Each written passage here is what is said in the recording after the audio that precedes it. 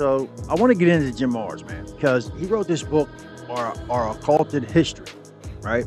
And it kind of jives with some of the things that I've been uploading lately about non-human influence on not only like our history, our current events, and possibly um, some of the ancient history, right?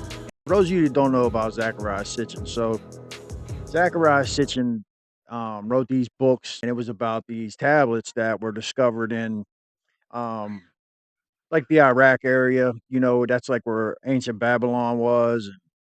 Um, the Sumerians. I don't know if you guys are familiar. I'm sure my regular viewers are probably familiar with the Anunnaki, which um, simply means that they came from above, that they came from the heavens. And basically, and this is not just Zechariah Sitchin, this is mainstream, that a lot of the things in the Old Testament were basically um, taken from these tablets and almost like rewritten polytheist perspective to a monotheist perspective. So it was like, where the Sumerians, they believed in many gods, you know, um, in the Old Testament, it was written as one God. But it's strange because you still see in the Old Testament where they kind of slip up sometimes, right? Because the term Elohim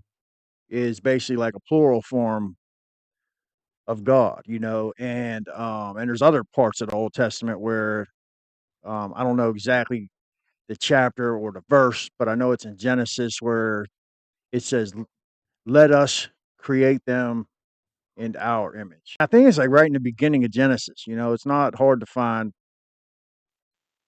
And it's like,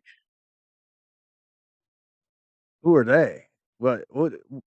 You know, that doesn't sound like a singular God speaking in that verse. And he had these two sons, Enlil and Enki, and there was many other gods besides them. But um, the gods basically got tired of us. We were basically a slave species mining gold for these beings, according to Sitchin.